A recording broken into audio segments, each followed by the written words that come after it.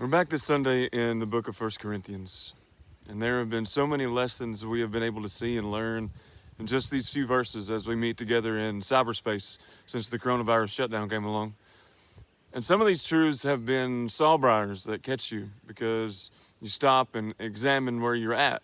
And some have been mirrors exposing the sins and the imperfections that you may have in your own life.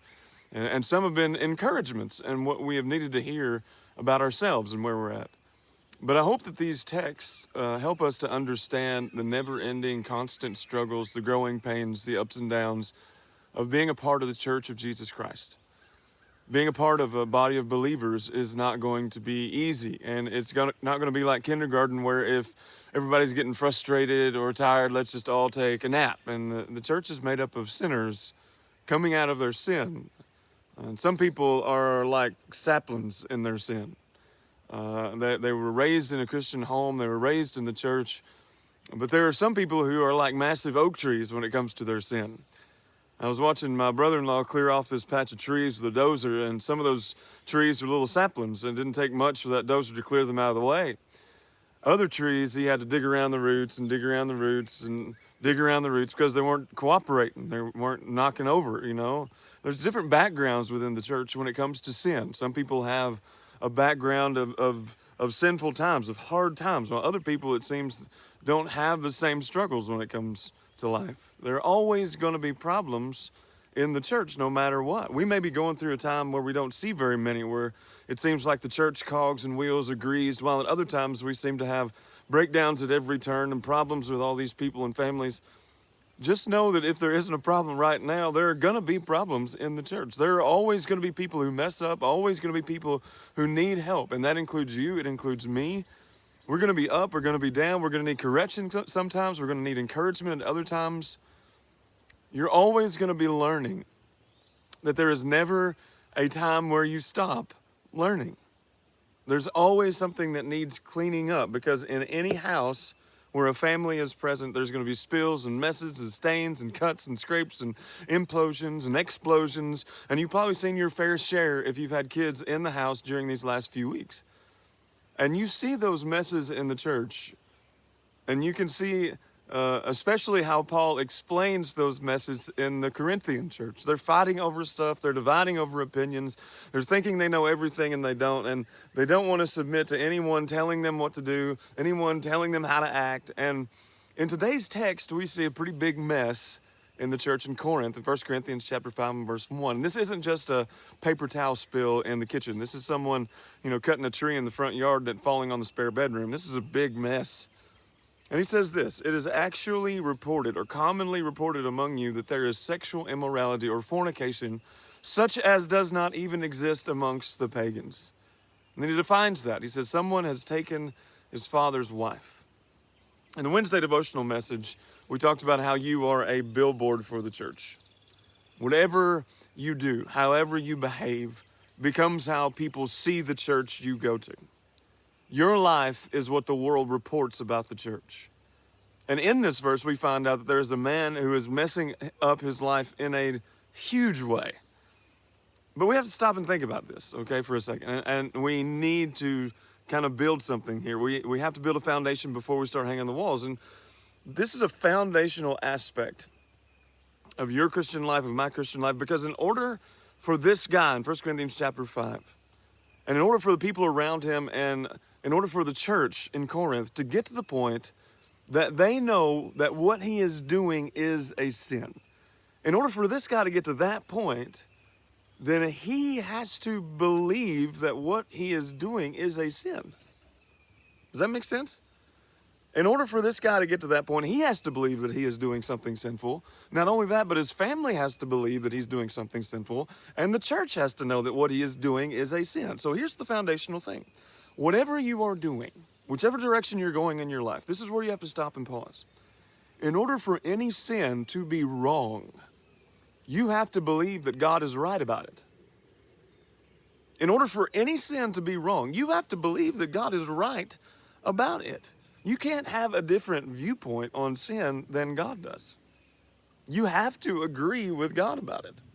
Let me say that again. In order for any sin to be wrong in your eyes, you have to believe that God is right about it, that what God has spoken, what God has written, what God has explained, what God has concluded about that sin is the right and the only explanation about that sin. And we have to start there. When it comes to this whole discussion, we have to start there. Because there are some people that you will meet, and I'm sure there will be times in your own life as well, where you didn't really believe that that sin was really a sin. Or maybe you didn't see that sin as that really big of a deal.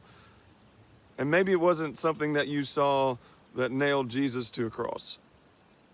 And the reason that is the case, the reason why we don't see something as a sin is because we haven't let God define those sins for us. We haven't come to believe that God is righter than we are, or that God is greater and mightier than we are when it comes to everything. It's one of the reasons that the world's so messed up today is because people's worldview doesn't have God anywhere in it. They don't have God as their absolute. They don't have God as their everything dictionary. So when people look at a cute, cuddly little baby raccoon, and that raccoon is put on a scale with a cute, little, cuddly human being, some people actually believe that a baby raccoon and a baby person are of equal value. They are not. That's not how God defines things in his dictionary. God has defined humanity as above the animals, as having more value than any cute little cuddly baby creature of any kind. But the world doesn't see that.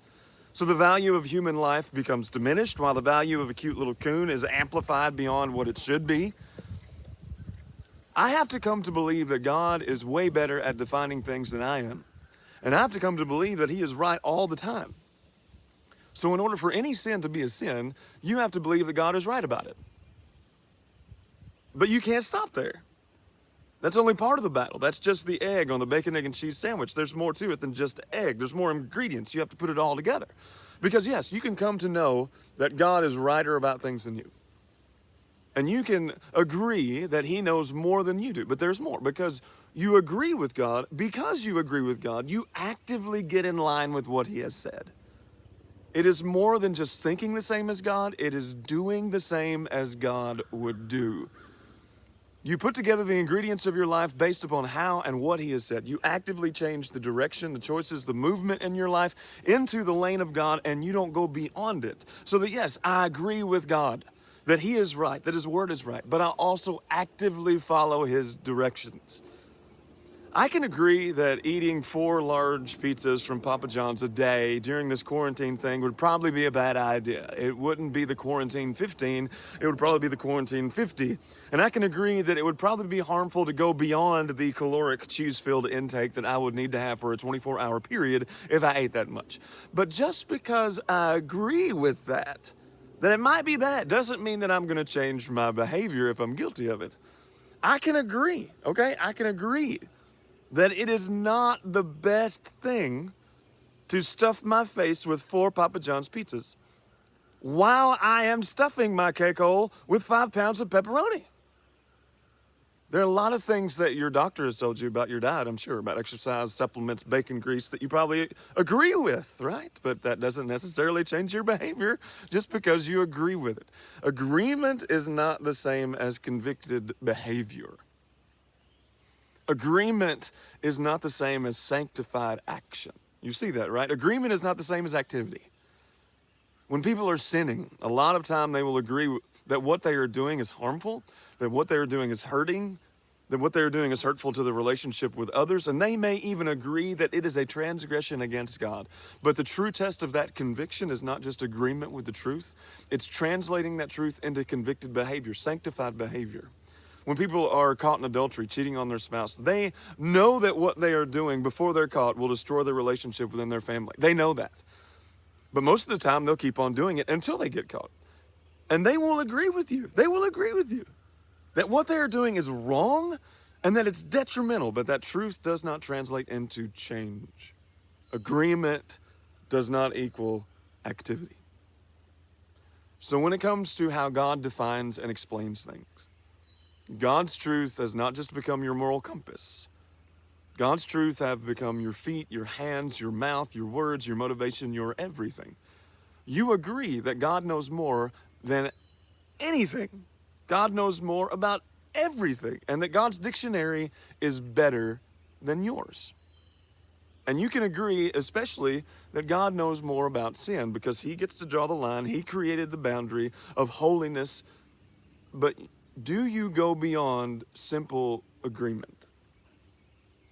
Do you allow God's truths to stop you when he says to stop?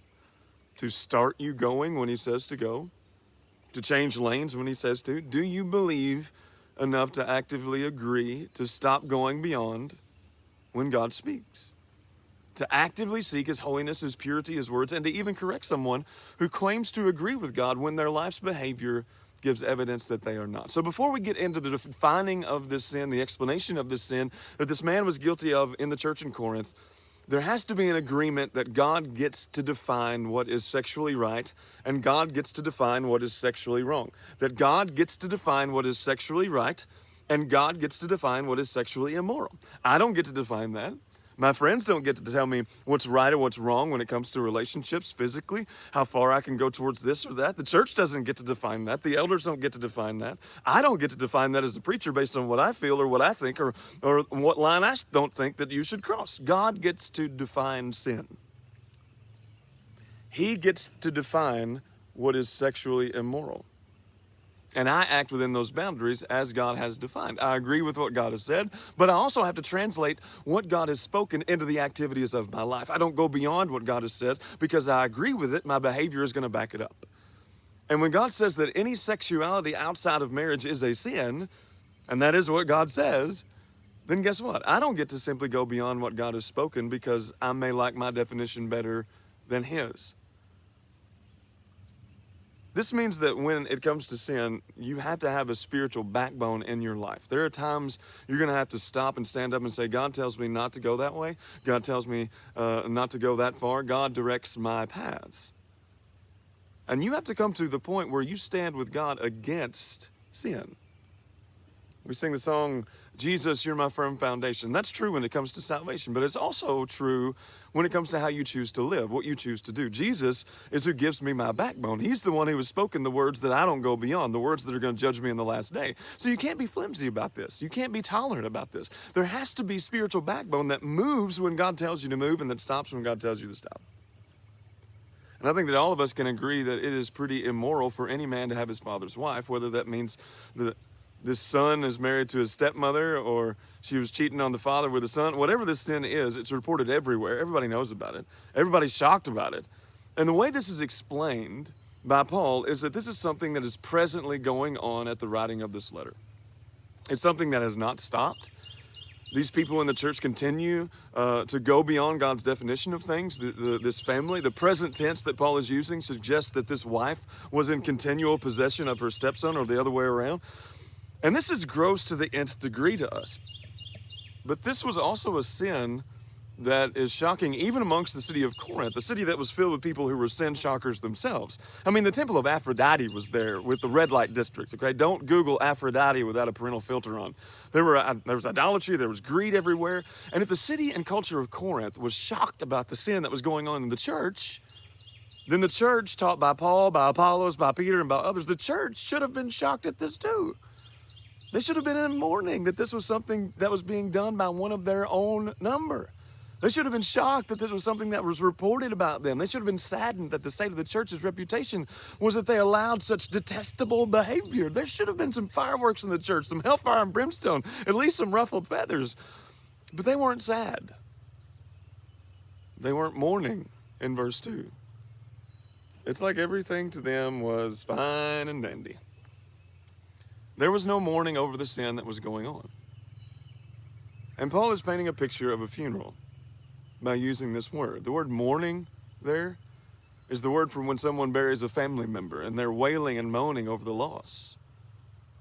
Everything is not fine and dandy for people at a funeral. There are a lot of emotions and behaviors and changes that are observed when you lose someone close to you. There are tears, there's changes in behavior, there's sadness that may take over the life of a person who is in mourning.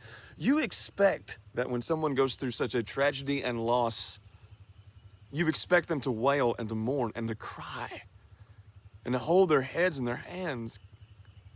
Can you imagine a father losing a son or a daughter losing a mother and there's not a single ounce of mourning? That would be cause for some concern. And Paul takes that word and uses it to describe the way the church should have reacted to the death of their righteous reputation, the defiling of the name of Christ among the people of Corinth. They should have been in mourning, but instead, they were arrogant about what was going on. They were more of a permitting church than a confronting church. How they were was more mainstream and tapped into the vein of popular culture, when in reality, they were the exact opposite of what the Church of Jesus Christ should be. They were the exact opposite of what Christians should be. Ought you not to mourn? And I need this to hit you. I know most of us are not guilty of fornicating with stepmothers or stepsons, but let this be a sawbriar, okay? Let this grab you. I can remember times in high school and college where guys would get together and talk. The popular phrase a few months ago was locker room talk, and they would talk about how they had this girl or that girl, and they would talk about these women like conquests, how many, what they had done, and it was like they were bragging about it. It was like they were playing King of the Hill with their stories. And Paul says this, ought you not to mourn over stuff like that? It's not something to look back and be proud of. It's not something to look back and joke about. It's not something you look back and go, yeah, I've been with a lot of people. Ought you not to mourn? And if you look back at your sinful past and you don't mourn, then Paul concludes you are still arrogant about your sin. If you look back at your sinful past and you don't mourn, then Paul concludes you are still arrogant about your sin. Now, if that doesn't grab you like a sawbriar, I don't know what will. And it's not just the sexual sins. It could be any sin. There could be times where you look back and you've lied to someone, deceived someone about something, and you brag about not getting caught to this day. Or you go back over your financial statement last year and you know things that you should have reported to Uncle Sam, but you didn't, and you didn't get caught, and you haven't been audited over the last 5 years, and you've kept doing it and kept doing it, and you're free and clear now because 5 years is over with, and you say, I stuck the government and I got my money back. Ought you not to mourn about lies, deceit, whatever your sinful story you seem so eager to brag about? Ought you not to mourn? Are you in mourning over your past sins? Or maybe presently you're in sin and you think it's okay, and it's not. You know what God's defined as sin, and you've read his dictionary. Do you agree with his definitions? And do you agree to the point that you have aligned the activity of your life with those definitions? God gives grace to the humble. Do you know the other side? God resists the proud, the arrogant. Don't be proud about your sin. Be humble and penitent and be in mourning, and he will lift you up.